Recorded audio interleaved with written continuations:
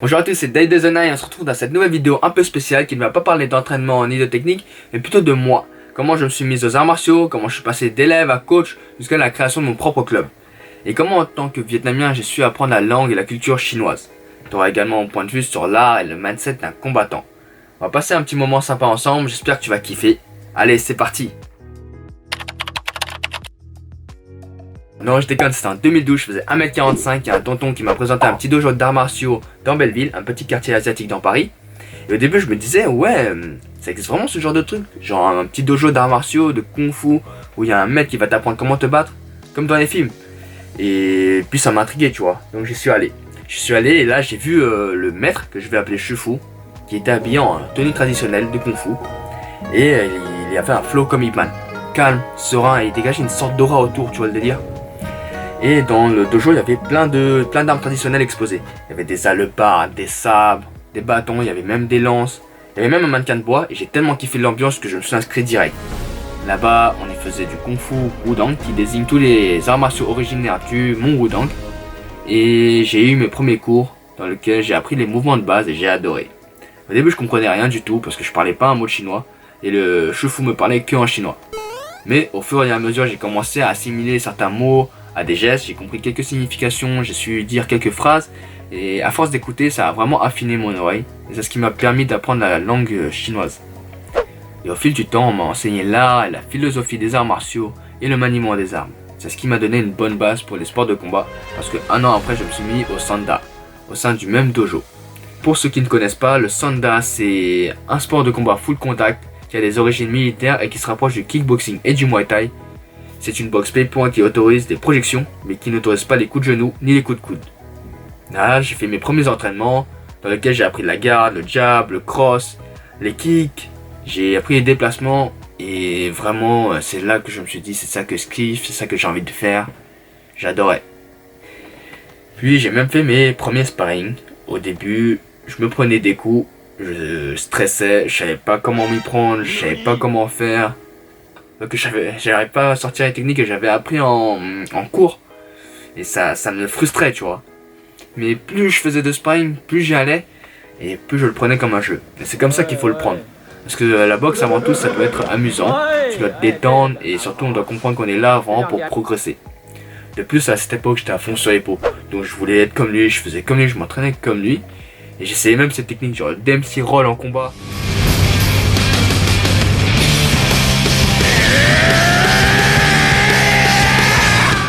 J'ai vraiment eu de la chance après j'ai vraiment eu de la chance de ce moment-là parce qu'il y a eu des coachs de boxe anglaise, de Sanda et de MMA qui sont venus au dojo nous enseigner et j'ai tout appris d'eux. Et c'est ensuite en 2016 que je suis parti en Chine dans le meilleur club MMA amateur du pays, le Battle Club dirigé par Xu Xiaodong, combattant de MMA et dirigeant de plusieurs clubs de MMA. Et j'ai vraiment eu l'occasion d'avoir fait quelques sparring légers contre lui et il est vraiment fort. Je le voyais même faire des séries de développé couché à 125 kg, 100 par heure. C'est un truc de ouf. Là-bas, je me suis entraîné avec tous les coachs du matin au soir. C'était hyper intensif et j'étais covoituré de partout. Mais c'était grave enrichissant. J'ai fait plein de combats contre plein de combattants de toutes les catégories. Et j'ai vu vraiment le combat sous un autre angle. J'ai appris le combat au sol, j'ai appris de nouvelles techniques. Et j'ai tissé des liens avec un coach en particulier qu'on va appeler Kwang Ke, qui signifie littéralement frère Kwang. Et ce coach, il a un style vraiment spécial, tu vois. Déjà, il fait du guzheng, c'est du piano traditionnel chinois. Et quand il sort dans la rue, il est toujours avec son short, son débardeur rouge et son sac de piscine violet. Avec ses tongs. Tu le vois comme ça dans la rue avec sa petite barbichette là. On dirait pas, mais il est archi chaud. Et c'est lui qui distribue tous les diplômes nationaux de boxe en Chine. J'ai vraiment forgé des liens très forts avec lui. C'est pourquoi j'ai suivi une formation entraîneur-coach boxe et fitness, dont j'ai obtenu le diplôme en 2019. Si tu veux en savoir plus sur mes coachs, fais-le moi savoir en commentaire et on ira plus en détail dans une autre vidéo. Après ce fight camp de folie, j'ai fait quelques compétitions dans lesquelles j'ai été agréablement surpris parce que tous les combattants étaient de toutes les origines et on était vraiment le seul groupe asiatique. Et c'est ce qui m'a surpris dans le bon sens du terme parce que tout le monde avait leur tenue avec écrit Sanda, boxe chinois sur le dos. Et ça montre vraiment que les arts martiaux n'ont pas de couleur parce que tout le monde peut en faire. Et ça réunit vraiment toutes les cultures au sein d'une même discipline, au sein d'un même art. Et après ces quelques compétitions, j'ai eu mes premières expériences en tant que coach, où j'ai enseigné à des élèves plus jeunes et des élèves plus âgés. Et j'ai vraiment su transmettre le savoir que j'avais acquis à ces nouveaux pratiquants. Et j'ai également vu ma boxe à moi dans un point de vue extérieur, un point de vue d'un coach. Et ça m'a vraiment permis de progresser. J'ai continué tout ça jusqu'en 2018 où j'ai participé à un Open Full Contact, la Golden Dragon Cup, qui se situe en Belgique et dans laquelle j'ai atteint la finale. Mais que malheureusement je me suis luxé l'épaule. J'étais grave dégoûté. Je voulais grave remonter sur le tatami, mais ça m'a bien servi de leçon parce qu'à la fin du combat et après ma rééducation, j'ai réfléchi à comment j'aurais pu gagner, à ce que j'aurais dû faire, à ce que j'aurais pas dû faire, à mes propres erreurs. Et j'ai continué à m'entraîner d'arrache-pied, j'ai continué à réfléchir à ce que j'aurais pu, qu'est-ce que j'aurais pu améliorer. Et je vais te donner une phrase que mon coach m'a dit. Plus tu vas suer en entraînement et moins tu vas saigner en combat. Et cette phrase est tellement vraie. En tout cas, ce qui compte, c'est vraiment de ne jamais abandonner, de toujours se relever.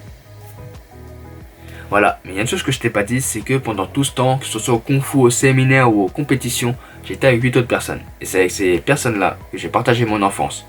On s'est entraîné ensemble, on a sué ensemble, on a partagé nos rires et on a partagé nos larmes dans maintenant presque 10 ans. Et c'est pourquoi on a partagé une coupe d'alcool ensemble et où on s'est juré d'être frères.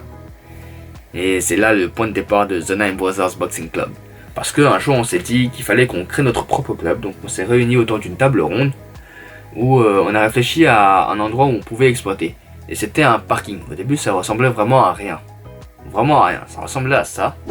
Et après beaucoup de travail et de nombreux efforts, on a réussi à le transformer en une vraie salle de MMA. Et avec tous les clubs qu'on a vus, on a voulu s'en inspirer. Et sur 200 mètres carrés, on a vraiment essayé de faire quelque chose de complet. Avec un ring, un octogone, des sacs de frappe, des barres à traction à côté muscu, des douches et un sauna. On a même mis une machine à punch sur laquelle on se défoule grave dessus, c'est grave bien. Et avant même que les travaux soient terminés, on a commencé à s'entraîner déjà dessus.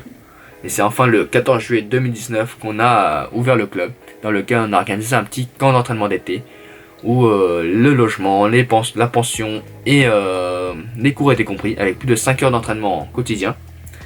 Et on a également mis en place des cours de full contact le soir, les lundis, mercredis et vendredis soirs de 20h à 22h, dans lequel on a eu nos premiers élèves. Et en les entraînant et en voyant leur progression, ça nous a vraiment motivés. Voilà, en tout cas c'est que le début d'une grande aventure parce que on a encore plein d'idées à mettre en place. Et nous-mêmes en tant que coach, on va continuer à nous améliorer. Et si t'as rien à faire cet été, tu peux venir faire le camp d'été. Ça sera l'occasion de faire de nouvelles connaissances, de faire une progression de folie en à peine 2 semaines.